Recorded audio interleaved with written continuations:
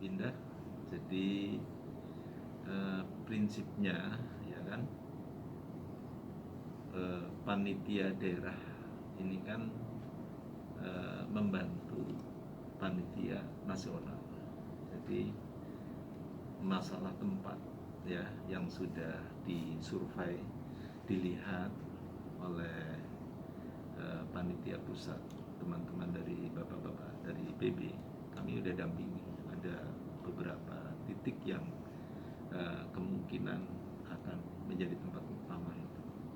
Ada di UIN Raden Intan Lampung, ada di Unila, ada di Malahayati, ada di Islamic Center, dan di Pondok Pesantren Darussalam. Itu yang sudah dilihat. Kemudian dengan perkembangan terakhir yang di mana pemerintah tidak jadi memberlakukan PPKM level 3 ya, maka kemarin malam PBNU, ada Roisam, ada Ketum, ada Katib, ada Sekjen yang dihadiri juga oleh lebih dari 27 PW se-Indonesia, pimpinan wilayah se-Indonesia. Itu kita menyelenggarakan muktamar NU yang ke-34 di Lampung. Itu diselenggarakan pada tanggal 23, 24, dan 25. Jadi kampus-kampus disiapkan, tapi nanti persisnya ya tempatnya deal kita menunggu panitia tersebut. Itu seperti apa, Pak? Ya itu kan apa namanya yang berkembang selama ini ya kan. Jadi kemarin kan cukup dinamis juga tentang ketika pemerintah merencanakan mau ada PPKM, peningkatan PPKM itu kan ada reschedule ya kan, ada di reschedule, apa maju apa mundur apa maju. Nah ini kan agak apa namanya menjadi cukup menyita perhatian juga ya kan, bahwa ini ada yang menginginkan maju ya, ada tanggal 17, 18, 19, ada juga yang pingin di akhir Januari ya kan. Tapi sekarang kita sudah satu kesepakatan muktamar diselenggarakan tanggal 23 sampai dengan 25 sesuai dengan kongres beberapa waktu yang lalu di Jakarta. Jadi sedang disiapkan di Jakarta. Kemudian PC-PC se-Indonesia dan PW itu juga sudah tahu muktamar ini diselenggarakan. Ini kan masing-masing juga memperlakukan persiapan. Kemudian tempat-tempat di sini ya seperti yang saya sampaikan tadi juga tinggal main tunjuk aja kapan nantinya. Ini kan gedung-gedungnya sudah jadi, sudah ada. Tinggal menyiapkan banner, bendera, ya kan. Nanti kan ada yang apa dalam muktamar ini kan satu di era COVID ini kan muktamar tidak diselenggarakan sebagaimana muktamar sebelumnya. Yang diundang juga relatif, pesertanya juga relatif sedikit ya, masing-masing wilayah cabang itu undangannya hanya untuk 3. Menunjukkan apa PCR atau apa itu ya yang ini, dan juga mengeterapkan prokes, protokol kesehatan.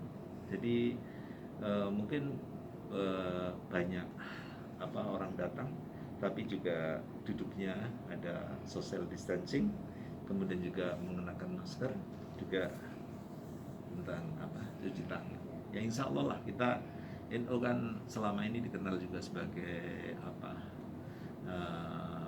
orang yang paling apa punya kesadaran masalah penanggulangan COVID ini, ya selalu memberi contoh dan teladan. Insya Allah juga nanti muktamar juga seperti itu. Kalau untuk Juga itu atau sebelumnya itu presiden, wakil presiden itu datang. Presiden itu biasanya pembukaan, dan di sela-sela itu biasanya ya menteri-menteri juga, sejumlah menteri yang terkait dengan kehidupan apa di Indonesia ini juga datang. Ya. Untuk fokus dari muktamar NU yang ke-34 ini apa, Pak? Kegiatan-kegiatan? Kegiatannya ya tentu yang paling ini kan ada laporan ini ya apa kinerja kerja pengurus sebelumnya, kemudian juga nanti pembentukan kepengurusan baru yang itu nanti ada ahlul halli wal aqdi. Nah, itu penunjukan beberapa tokoh yang paling senior, paling alim ya di NU untuk menunjuk roh Islam, mensepakati roh Islam. PC, ketua PC, ketua PW, ya kan, itu nanti one man one vote, ya kan, satu orang, satu cabang, satu suara, satu wilayah, satu suara. Siapa yang mendapatkan dukungan paling banyak, yaitu nanti yang menjadi. Di samping juga ada sejumlah komisi-komisi, ya, masalah program kerja, hasil masail, persoalan keagamaan, persoalan sosial keagamaan, persoalan politik, dan juga persoalan perkembangan terbaru dalam kehidupan berbangsa.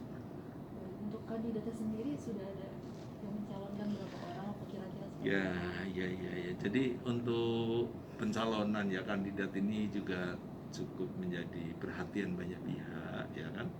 Ini untuk ketum ini yang rame ini untuk pemilihan ketua umum itu muncul beberapa nama belakangan ini. Ada Yai Sas, ya, Said Abil Sirot, ada juga muncul nama Gus Yahya, ada juga seperti dari Jawa Timur juga ada muncul nama Marzuki Mustamar, ya kan, ada juga dari Sumatera Pak Yai Amiruddin dari Palembang. Ini meramaikan, tapi nanti pada akhirnya saya yakin akan mengerucut, ya kan, akan mengerucut sesuai dengan situasi dan perkembangan lapangan. Ini kan Muktamar NU akan diadakan di sejumlah tempat. Nantinya acaranya akan seperti apa pelaksanaan? Ya, nanti saya yakin ini ya, kalau memang harus pembukaan di beberapa tempat itu nanti kan bisa dengan hybrid, ya kan. Hybrid itu ya mungkin di satu titik itu hanya dihadiri berapa ratus orang, tapi menggunakan layar lebar bisa diikuti, disaksikan dari berbagai tempat gitu. Tapi ini sekali lagi karena ini ada perkembangan baru, ya, karena seperti apa ikut gitu. Jadi kita bukannya memutuskan, ya, bukan memutuskan seperti apa, tapi kita menjadi mengendos, ya, agar kesuksesan panitia pusat itu. Jadi kita yang wajib menentukan di sini nggak, kita hanya memberikan ini loh, memberikan menunjukkan beberapa titik yang saya kira kalau pilihan-pilihan itu adalah yang terbaik lah gitu. Kemarin sempat ada reschedule terkait gelaran Muktamar NU kan, ada yang pada mulanya ada tanggal 23, 25, kemudian maju, dan kemudian akan mundur. Apakah itu juga terkait dengan faktor kesiapan dari panitia sendiri atau seperti ya ada orang yang mempersepsikan seperti itu, ya. Tapi ada juga yang enggak lah, ya, itu lagi-lagi inilah kelebihan NU, ya kan, beragam, tapi endingnya ketika udah ketok semuanya juga sami'na wa ata'na. Ketika belum ada putusan, inilah demokrasi di NU, ya kan. Orang berbeda, ya tetap aja kita saling menghargai kok, ya kan. Bahwa kemudian ada agak dinamis, agak gaduh dikit-dikit, ya biasalah, ya kan. Tapi yang penting kita tidak ada permusuhan yang hakiki, ya kan, perbedaan hakiki, ya kan, tapi lebih karena dinamika. Pak, ini kan pagelaran NU ini kan pagelaran akbar nih Pak. Yeah. Masa NU sendiri kan kita tahu banyak sekali, dan melihat dari muktamar sebelumnya juga didatangi oleh masyarakat NU yang cukup sangat banyak. Sangat banyak. Nah, ini untuk teknis, mungkin bagaimana nih Pak untuk penanganan di tengah kondisi pandemi saat ini, masa untuk ditahan atau diimbau untuk mengikuti secara hybrid tadi itu tadi. Iya, jadi nanti sekarang ini kan sebenarnya kan ada ruang, ya, yang bisa kita saksikan di hampir semua kota. Saya kan keliling juga. Masyarakat sebenarnya kan hidupnya udah relatif normal, di pasar-pasar, di mal-mal udah rame, ya. Tapi yang penting sekali masyarakat datang ke Lampung atau apa, yang penting taat prokes, tunjukkan bahwa dia udah vaksin, bahwa dia udah ikut PCR, ya kan. Nah, jadi di samping itu juga menjaga jarak, ya, saling kesadaran itulah, ya kan, itu yang diminta. Dan ini sekaligus juga disebut dengan new normal baru. Kalau dulu kan nggak ada mungkin cara bersalaman, ketemu teman, saling berpelukan dan lain sebagainya. Nah, sekarang dengan adanya new normal baru ini, ya, normal baru sekarang nggak salaman, ya kan. Kita juga mungkin salaman gaya Sunda, ya, atau mungkin gaya baru, ya kan. Ini nggak apa-apa, monggo aja. Yang penting tadi ketika melintasi kapal naik pesawat kan ada